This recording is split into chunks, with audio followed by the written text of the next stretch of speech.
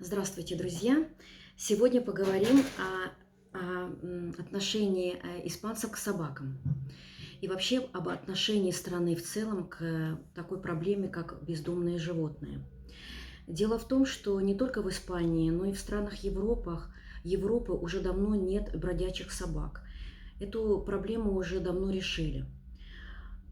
Единственное, что, конечно, кошки живут, дикие кошки есть, они живут в разных частях города, чаще всего где-то на окраинах живут, в каких-то таких зеленых местах. Этих кошек обязательно кормят. Есть такие испанки старенькие, которые всегда выходят с какими-то пакетиками, с кормом и с водой, и подливают им воду и дают им корм. А вот собак практически вы не найдете на улице собаку. И если вы захотите взять собаку, то вам нужно будет поехать в такой специальный интернат для собак. Эти собаки живут в этом интернате, о них заботятся, им делают прививки. И если вы захотите взять собаку, то вы не сможете ее взять бесплатно. В среднем вы должны будете заплатить за собаку 100 евро. Вот, обычную собаку, дворняжку, которая там вам понравится. Есть и породистые собаки. Бывает, что собаки теряются, их отдают в приют. Ну, то есть все это так организовано, и человек, когда платит и забирает собаку, он таким образом помогает приюту. Ну, конечно, есть люди, которые не могут платить такие деньги и хотят взять животных, поэтому вот именно для людей каких-то малоимущих очень тяжело здесь иметь собаку. Вообще считается, если человек не имеет денег, он не может содержать собаку. Вот. Что касается собак, еще хочу сказать, что каждый хозяин обязан поставить собаке чип. Это обязательно. Если вдруг чипа нет, и такого человека, такого хозяина могут даже оштрафовать. Вот. А обязательным считается, чтобы у собаки был ошейник, на ошейнике, чтобы была информация с адресом и с телефоном. Ну и плюс ко всему чип. Очень легко находятся собаки здесь потерявшиеся. Сами мы находили один раз собаку, овчарку, которая убежала из дома, из одного, со двора. И мы ее увидели, взяли ее, завязали ее скакалкой или каким-то, ну, какой-то веревкой, перевели ее в ветеринарный центр, сразу же определили чип и сразу же позвонили хозяину. И хозяин приехал, был очень рад, что его собака нашлась. А получилось так, что калитка двора была открыта, и собака выскочила и побежала, куда глаза глядят. Вот. Если теряются маленькие собаки, я даже думаю, что и никто не звонит им, и не разыскивают хозяев, потому что этих собак сразу же берут домой к себе. Вот. Поэтому если у вас потеряется маленькая собачка, то нет гарантии, что вам ее просто отдадут назад. Вот. Поэтому вот такое отношение мне нравится, что собак на улице практически нет, ну как практически вообще нет. Один раз я только видела пару собак, и то в какой-то деревне. И я думаю, что так эти собаки просто выходят гулять, потом возвращаются домой. Что касается кошек, то кошки живут на улице, они живут колониями. И все равно такая есть программа отлавливать кошек, стерилизовать их и отпускать опять в природу. И делается это так. Кошку стерилизуют, потом на ушке у нее делают такой как бы щипок, такой треугольничек, и отпускают ее опять жить на природу. То есть это говорит о том, что эта кошка уже стерилизована, чтобы ее повторно никто не стерилизовал. Вот, я видела сама таких кошек.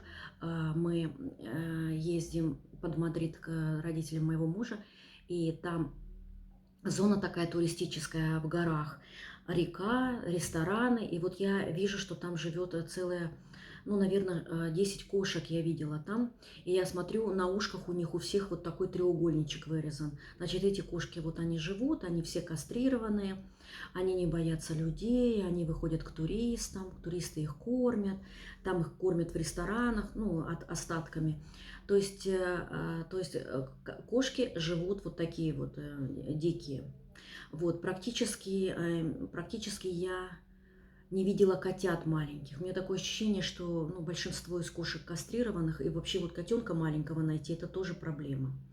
Поэтому если люди и имеют вот маленьких котят у себя дома, то они пишут объявление, и у них с удовольствием разбирают вот именно бесплатно, чтобы вот именно бесплатно получить этого котенка.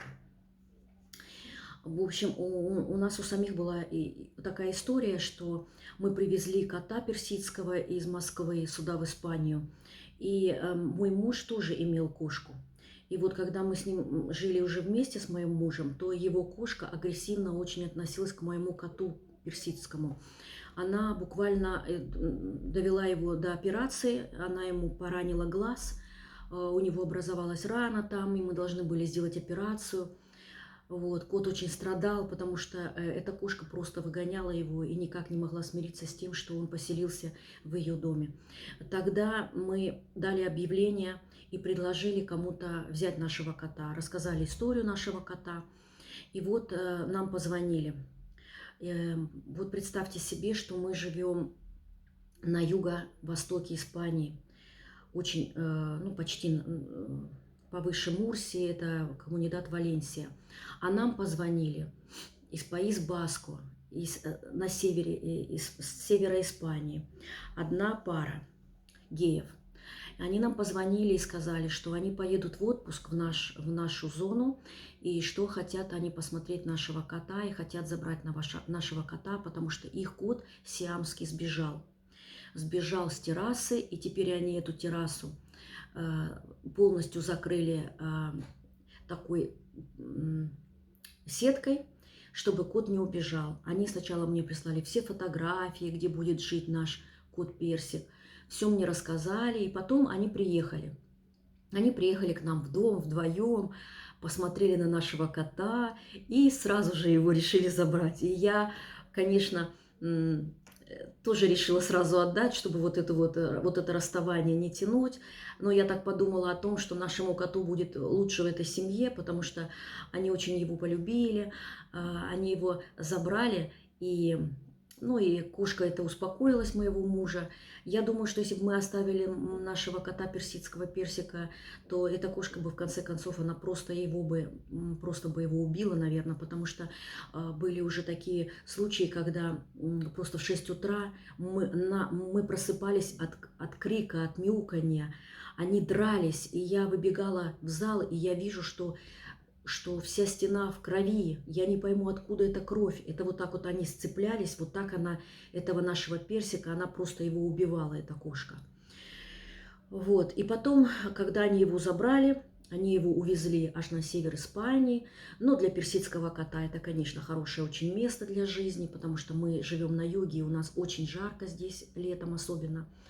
Вот, и потом они нам высылали высылали фотографии, рассказывали, что кот живет отлично, что они вот сделали ему стрижку к лету и так далее.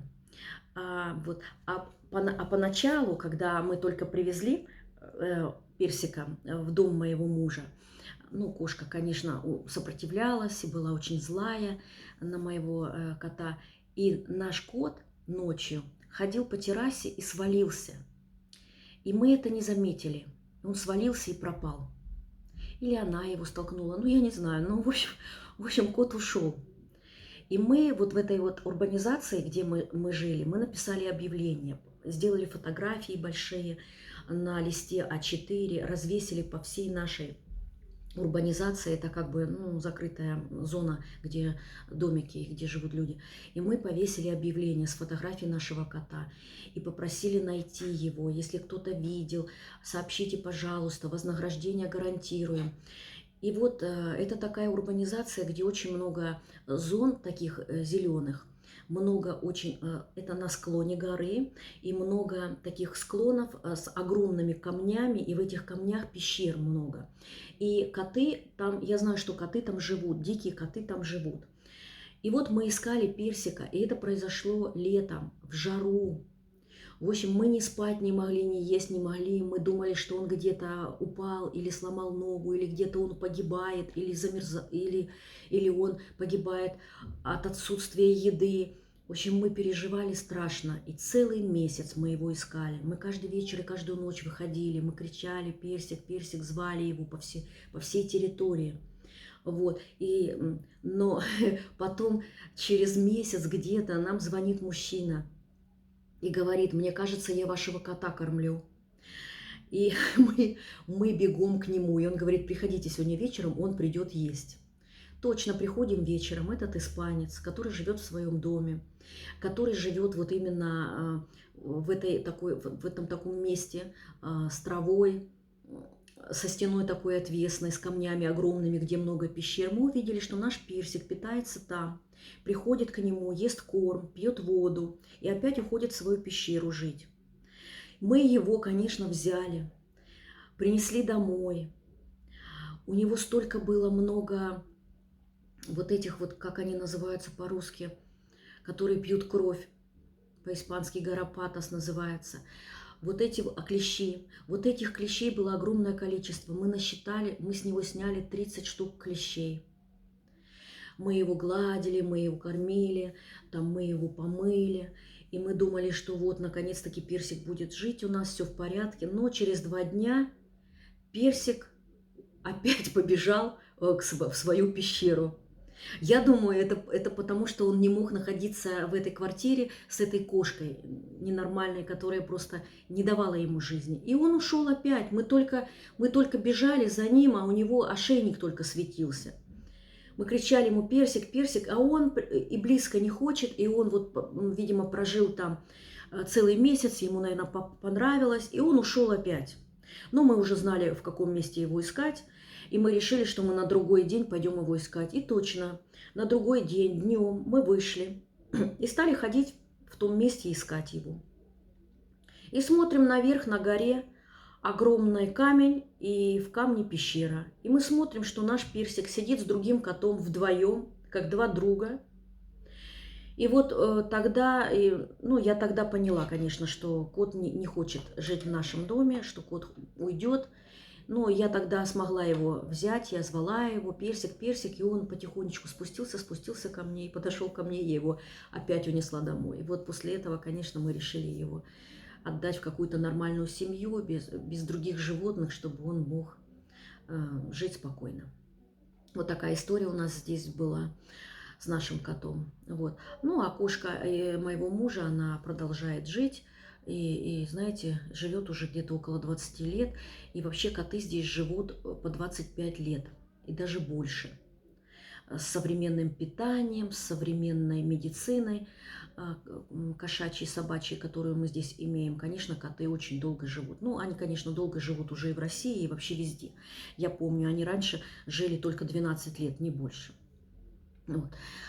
Вот я вам хотела рассказать о животных в Испании, ну, в частности, о собаках, что меня очень радует, что здесь я не вижу бездомных собак. Спасибо всем за внимание, всего доброго, до новых встреч.